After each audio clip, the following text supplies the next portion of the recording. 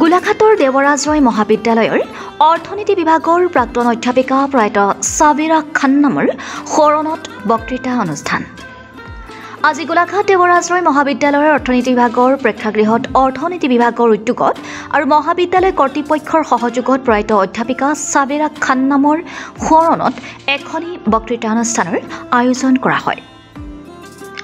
Understanding global equality institutions and global prosperity শীৰ্ষক বিষয়ত বক্তৃতা প্ৰদান কৰে কৃষ্ণকান্ত সন্দিকৈ ৰাজ্যিক মুক্ত বিশ্ববিদ্যালয়ৰ সঞ্চালক ডক্টৰ জয়দীপ বৰুৱাই। কিতাপ লিখিছিলে যে British industrialisation and Protestant ethics, অৰ্থাৎ এটা আমাৰ ক্ষেত্ৰতো হয়। এইটো ভাৰতীয় পৰম্পৰাত আমাৰ এটা আছিলে যে ইহজনম আৰু পৰজনম। গতিকে মানুহক কোৱা হৈছিলে যে ইহজনমটো ইমান গুৰুত্বপূৰ্ণ নহয়, আমি পৰজনমৰ কথা ভাবিব লাগে, মুখ্য কথা ভাবিব লাগে। এনেকুৱা এটা পৰিৱেশত য'ত আমাৰ ইহজনম সম্পৰ্কে তেনেকুৱা এটা ধাৰণা দিয়া আছে, এই ইহজনমত মেটেৰিয়েল বস্তু বিচাৰি, প্ৰডাকশ্যন বিচাৰি, গ্ৰ'থ বিচাৰি কিবা কথা আমাৰ থাকিব পাৰে নে নোৱাৰে, তাত কোনো ইনচেণ্টিভ নাথাকে। এনেকুৱা নেকি যে বিভিন্ন কাৰণত আমাৰ ইণ্ডিয়াৰে বিভিন্ন কমিউনিটি আছে, যেনে মাৰোৱাৰী কমিউনিটিবিলাক আমাৰ বেছি উদ্যোগী হয় বা তেওঁলোকে টকা পইচাৰ ক্ষেত্ৰত বিশেষ উন্নতি কৰে, পাৰ্চিছবিলাক, কিন্তু ট্ৰাইবেলবিলাক নহয়। গতিকে is it because of the culture?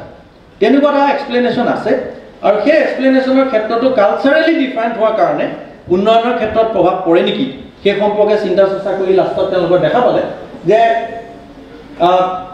It can be considered as an important thing but it cannot explain everything.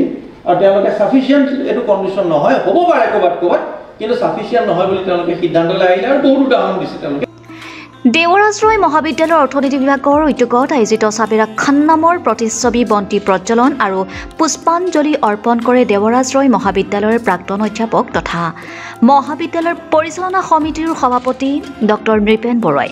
অধ্যাপক দেৱজিৎ ফুকনে আঁতৰা আজিৰ এই বক্তৃতা অনুষ্ঠানত আদৰণি ভাষণ প্ৰদান কৰে মহাবিদ্যালয়খনৰ অধ্যক্ষ জয়ন্ত বাৰকীয়ালে।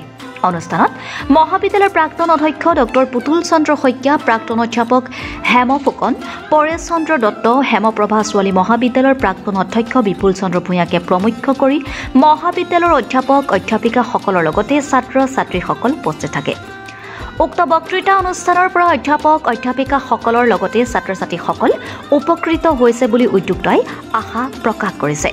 গোলাঘাটৰ পৰা চন্দন কৰ্মকাৰ ৰিপৰ্টাৰ লাইভ অসম। দেৱৰাজ ৰয় মহাবিদ্যালয়ৰ অৰ্থনীতি বিভাগৰ প্ৰয়াত অধ্যাপিকা সাবিৰা খান্নাম বাইদেউৰ সোঁৱৰণত আজি স্মাৰক বক্তৃতা আয়োজন কৰা হৈছে গ্ল'বেল ইনইকুৱেলিটিৰ ওপৰত। আৰু কৃষ্ণকান্ত সন্দিকৈ ৰাজ্যিক মুক্ত বিশ্ববিদ্যালয়ৰ সঞ্চালক ডক্টৰ জয়দীপ বৰুৱা ডাঙৰীয়াই আজি এটা মনোজ্ঞ ভাষণ আগবঢ়াইছে। ছাত্ৰ ছাত্ৰীৰ লগতে শিক্ষক শিক্ষয়িত্ৰীসকলো এই আলোচনাৰ জৰিয়তে যথেষ্ট উপকৃত হৈছে। Reporter live Assam.